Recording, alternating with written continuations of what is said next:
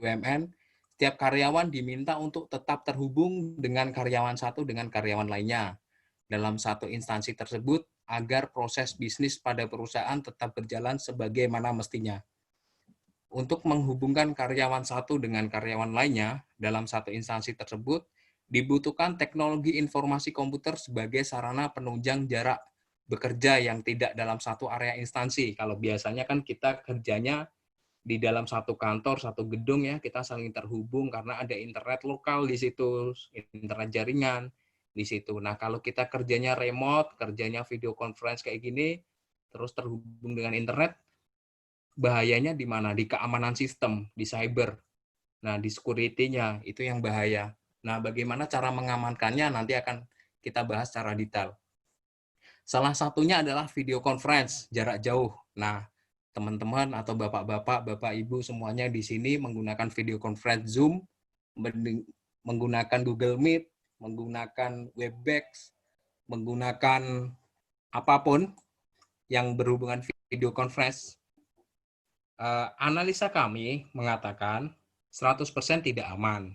Dan apa saja yang baiknya digunakan pada saat WFH atau video conference atau melakukan webinar dan lain-lain, baiknya jangan menggunakan Zoom. Baiknya jangan menggunakan Zoom. Nah, kenapa loh? Kok saat ini menggunakan Zoom? Ya karena untuk bagaimana agar saya bisa menjelaskan ke Bapak Ibu semuanya. Menjelaskan Bapak Ibu semuanya biar oh Zoom itu ternyata nggak aman. Oh ternyata bahaya-bahayanya seperti ini. Gitu. Nah ini gambaran besar internet ya Bapak Ibu. Gambaran besar internetnya seperti ini. Jadi ada komputer user PC yang warna hijau. Di sini adalah PC kita semua atau mobil kita semua. Untuk terhubung dengan komputer lain atau terhubung dengan data dan informasi yang akan kita butuhkan, kan melalui router ya, melalui router. Router itu yang bisa dihidupkan, dimatikan, dicolokkan ke listrik, yang Bapak Ibu punya di rumah pakai IndiHome, atau menggunakan provider misalnya, provider Telkomsel misalnya. Nah, provider Telkomsel kan menggunakan HP. Nah, routernya di mobile phone itu sendiri gitu. Gitu. Terus ISP ya, Internet Service Provider, IndiHome, Telkomsel, SL dan lain-lain. Sehingga kita bisa mendapatkan data di sini di internet, di sini. Nah, internet sebenarnya nyari datanya di mana? Ada di semua server yang dibutuhkan. Server-server di sini.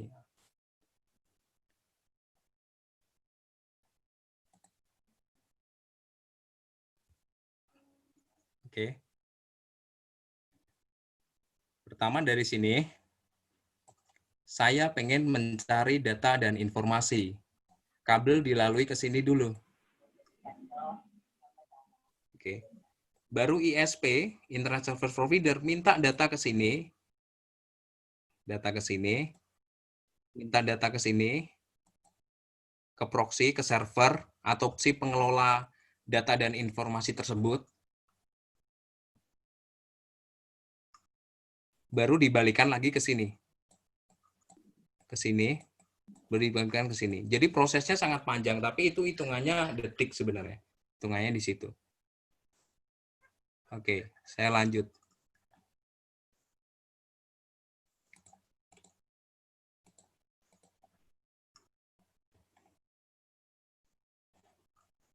Oke, saya tulis dulu.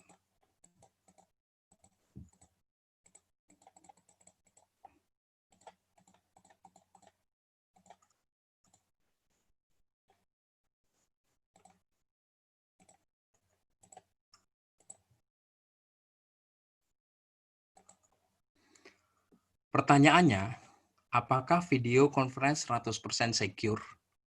Nah, kita bahas secara detail. Mohon maaf ya Bapak Ibu kalau penjelasan saya agak kaku, karena memang saya seorang praktisi, jadi memang seperti inilah. Jadi mohon dimaklumi ya, mohon dimaklumi, nanti boleh semua Bapak Ibu bertanya, insya Allah akan saya jawab secara detail.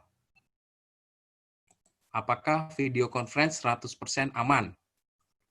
Nah, sejak bulan Januari tahun 2020, beberapa sumber melaporkan adanya peningkatan aktivitas serangan cyber. Jadi karena saya orang cyber dengan teman-teman, ada beberapa teman-teman juga yang saya ajak masuk di sini buat nge-record data. Jadi mohon untuk videonya semua dinonaktifkan.